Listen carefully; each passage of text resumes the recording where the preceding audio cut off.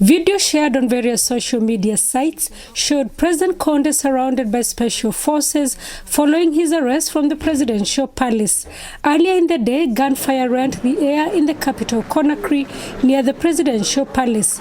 Coup leader Kano Mamadi Nubuya announced a nationwide curfew and promised to restore democracy to the country. The coup has, however, drawn international and regional condemnation. ECOWAS threatened to impose sanctions after what its chairman, Ghana's President Nana Akufo-Addo, called an attempted coup, while the African Union called on its Peace and Security Council to meet urgently and take appropriate measures. South Africa called on the African Union to intervene immediately to ensure a speedy return to stability. It further called for the military to refrain from political interference.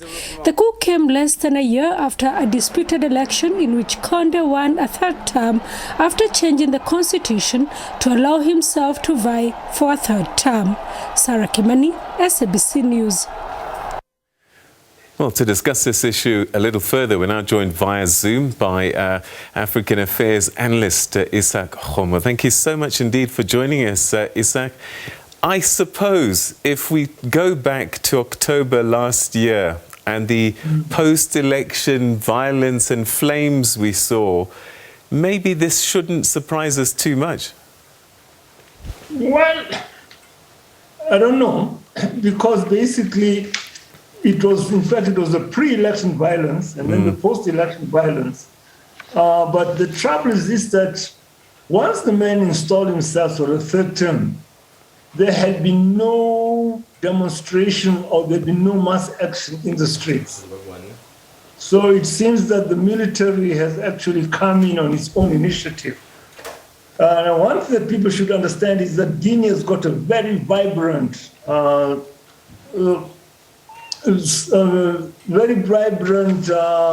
section, which is a non-governmental section. Yeah? And these guys, they're actually sort of they're active. They can actually take the initiative to come and actually sort of fight for their rights. But there's been no mass action. And so one would wonder what actually drove the army to do what it did. That is an interesting question. What might it be? I mean, is it just power for power's sake? Because they're talking about a union government, they're fed up of unemployment and corruption. Well, those are words which could actually be spoken by anybody, because I mean to say that Guinea is actually sort of behest with all these problems of an unpopular government and also of corruption. But the whole initiative for the coup has not been from the masses. It's a military coup. And I think they're trying to garner support from the masses, which have been taken by surprise. So there is a lot that you can read into this. I think if you look at the history of Guinea, you'll actually understand that there's a lot at stake in Guinea. Well, tell us a little bit more about those issues that create this a lot at stake. Yeah, you see, Guinea is a country which is it's a former French colony. But unlike other French colonies, Guinea is not in this big trap of the Francs Afrique, whereby the French control the minerals or the French control the government. This was due to its first president, Sékou Touré, breaking away from the French common market type of thing, Commonwealth. And he actually established his own state of Guinea. And the French actually punished him for that. But for that matter, Guinea was able to actually develop an independent policy, which was leftish. But with the death of Sékou Touré, when the army took over and things changed, they actually established normal relations with the French and all other countries. Another thing that people should understand is that Guinea is endowed with minerals, resources. Guinea has got a lot of things like it's got the world's biggest deposit of reserves of bauxite. Guinea has got a big reserve of iron ore, high-grade iron ore. Guinea has got reserves of diamonds, gold, manganese, uranium, the whole lot. And these are not monopolized by any one particular country like France or the USA. With the iron ore, they've got Rio Tinto who's going to do the mining. But when it comes to the bauxite, the people who are really heavily invested in the bauxite are the Chinese. So you find that Guinea is a free dealer. But the important thing is this, that the Guinean mining sector is beheaded with corruption. And there's been a lot of interest from the Western areas to come and try to get into the mining industry. So now you find that the Guineans, from the incumbent who have been overthrown, they were clients of mining companies. That was the corruption they're talking about. And it appears that now there have been other bigger moves to actually shift the power center of Guinea to a people or to a government which would be favorable to certain powers whom we cannot name, but that's what the people are suspecting. But again, Guinea has another big problem, and that's the problem of democracy. The issue of democracy, Guinea is not well served with democracy. And the incumbent who has been overthrown, he tried to hang on to power by exploiting tribal issues, which really do not exist. And not only that, he tried to build up the same army man who is his tribesman, a Maninka or Mandingo. But you find that that did not bode well for him, as he's been overthrown by his own tribesmen. So there are a lot which are at play in Guinea which has not come to the surface. But I think with time we'll get to know who really is behind the coup. So you said, he pretty much installed himself as president this time a year ago. Did he enjoy the support of the majority of people in Guinea? No, he never did. When he actually changed the constitution for a third term, there was a lot of demonstration. And he used the army, the same man who actually put him in power, who was removed him.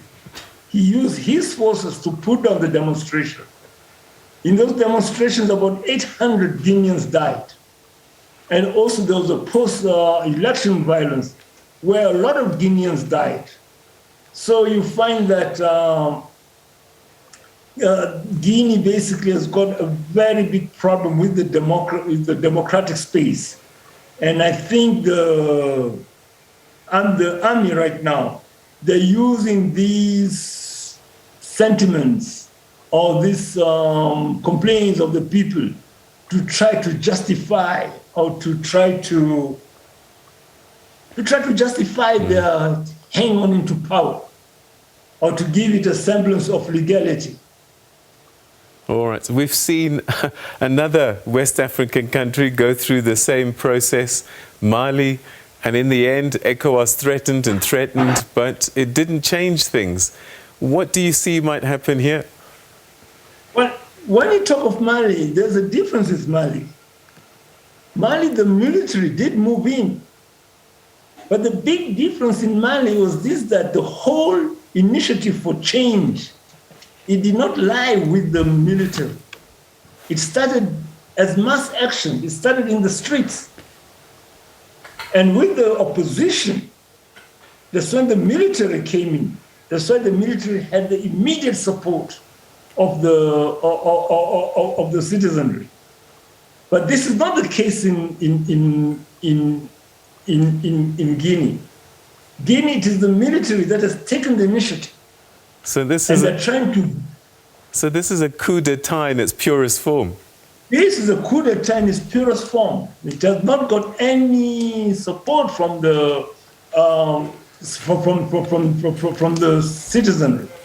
The citizenry is not part of this coup, unlike what happened in Mali. So why haven't the African Union, ECOWAS, put sanctions straight away? Why try and negotiate and discuss and warn? Well, that's the modus operandi of the AU. I mean, if you remember the AU, the way it behaves whenever there's a coup, it gives them time to actually come and change or to revert back to a democratic state, failing which... Welcome to Banking 101. To open an account...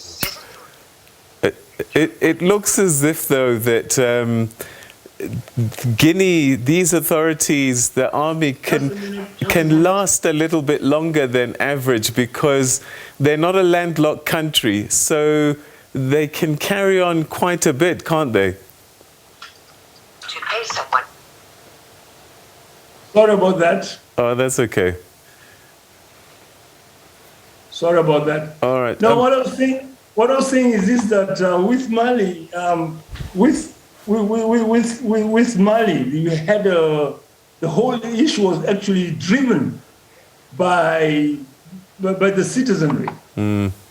Yeah, by the social group. But with the issue in Guinea, it's actually a military thing, and people suspect that there are some powers which are involved. All right. I am sure that a lot more will start to become revealed in the coming days, but we'll leave it there for the time being. My dear brother, thank you very, very much indeed for joining us. Okay, I'm sorry about the hiccup. No, don't worry, don't worry. I'm sorry about that. Okay, that's Izak Khomo, who's one of our regular contributors on African Affairs, which he's an analyst in, talking to us about Guinea. And we'll be talking about Mali a little bit later on, but wide condemnation for what appears to be a coup in the truest sense of the word.